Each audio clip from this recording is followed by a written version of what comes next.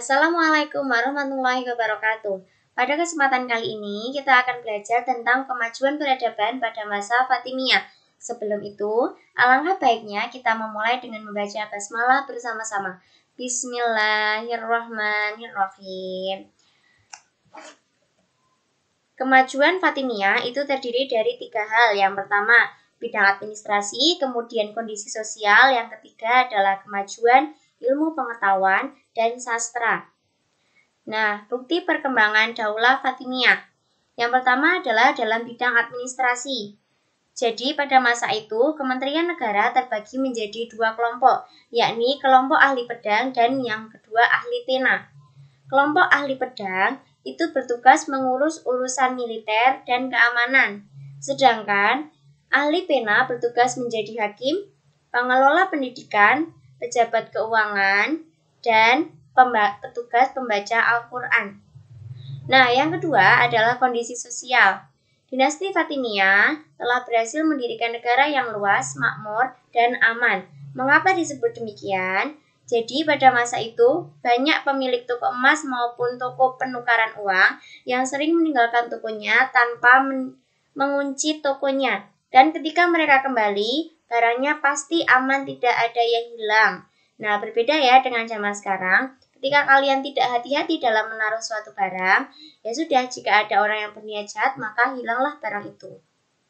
Selain itu, dinasti Fatimiyah juga telah membentuk administrasi yang baik, kemudian efisiensi dalam angkatan laut maupun angkatan perang, toleransi yang tinggi, kejujuran pengadilan, serta perlindungan terhadap pendidikan, ilmu pengetahuan, dan kebudayaan. Yang ketiga, kemajuan ilmu pengetahuan dan sastra. Di sini, dinasti Fatimiyah telah membangun sekolah, perguruan tinggi, serta perpustakaan umum Dar al-Hikmah. Nah, setelah kemarin kita telah mempelajari Abbasiyah, Umayyah, dan Fatimiyah, pasti terdapat beberapa hal yang bisa kita ambil pelajaran dalam kehidupan kita.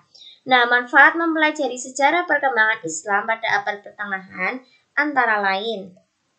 Yang pertama, meskipun Bani Umayyah telah dihancurkan oleh Bani Abbasiyah, perluasan wilayah Islam masih terus dilanjutkan, sehingga dengan demikian kebudayaan Islam tetap berkembang di Eropa.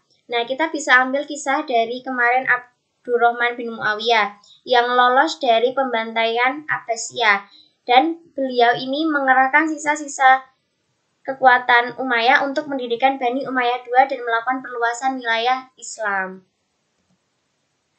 Kemudian yang kedua, niat yang tulus ketika melakukan sesuatu karena Allah sangat dibutuhkan. Ketika niat telah dirubah menjadi mengorientasi terhadap kekuasaan dan harta, maka dengan cepat kehancuran akan menimpa.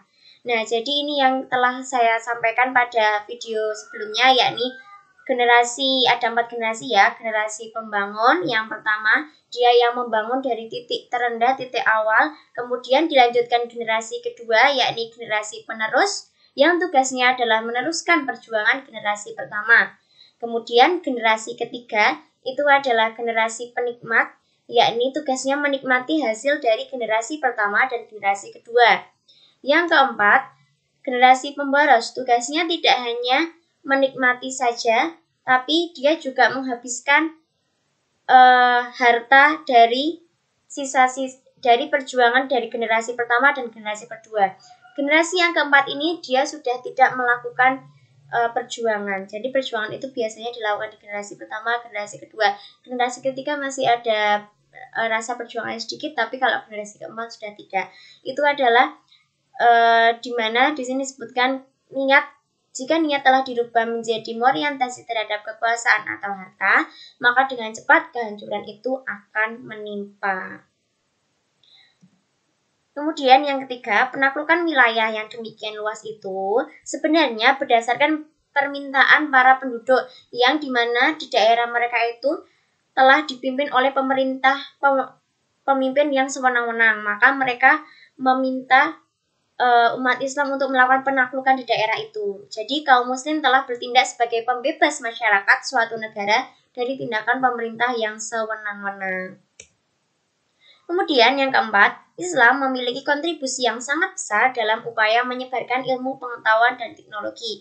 Jangan salah bahwa banyak sekali ilmuwan Islam yang telah berperan penting dalam pendidikan dan teknologi kemajuan dunia ini. Salah satunya adalah Ibnu Sina, yaitu berfokus pada kedokteran. Kemudian ada Al-Khwarizmi yang dalam pendidikan terutama dalam matematika. Dan masih banyak lagi. Nah, mungkin hanya ini yang bisa disampaikan. Semoga bisa dimengerti. Siapa baik dari kalian yang belum menyimak video sebelumnya, silakan kalian simak video sebelumnya terlebih dahulu. Baca hamdalah bersama-sama. Alhamdulillahirabbil alamin. Wassalamualaikum warahmatullahi wabarakatuh.